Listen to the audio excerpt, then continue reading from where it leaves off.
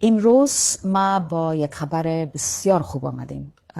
خب همه ما میدانیم که دختران بالاتر از صنف 6 در افغانستان از مکتب محروم شدن و یک تعداد بسیار کم اونا فعلا در خانه های خود درس میخوانند و یا در کورس های آنلاین و یا هم در مکتب های خانگی که واقعا تلاش این دخترها به خاطر یادگیری آموزش قابل ستایش است و از اینکه کاملا از درس‌های خود دور نمانند کار واقعا بجا میکنن.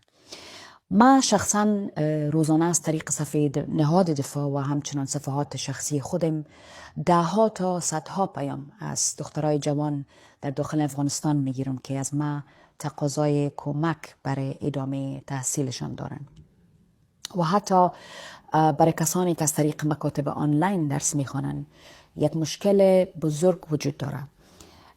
هیچ کدام از این راه‌های آموزشی برشان سند رسمی و یا همون مدرک فراغت مکتب را نمیده تا اونا بتانند در آینده ادامه تحصیل بتن و یا برای خود کار پیدا کنن. به همین دلیل تیم دفاع در ایالات متحده امریکا به تازگی یک اقدام فوق‌العاده را روی دست گرفته. نهاد دفاع با همکاری یک مکتب معتبر امریکایی قرار است زمینه آموزش حدود 5000 دختر از افغانستان را فراهم کنند.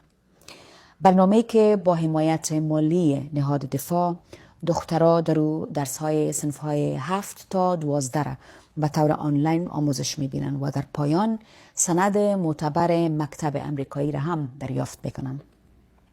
اسنادی که میتونه مسیر تحصیلات عالی و آینده بهتر را برشان هموار بسازن.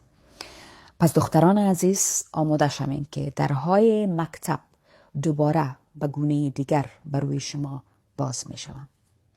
برای معلومات بیشتر لطفاً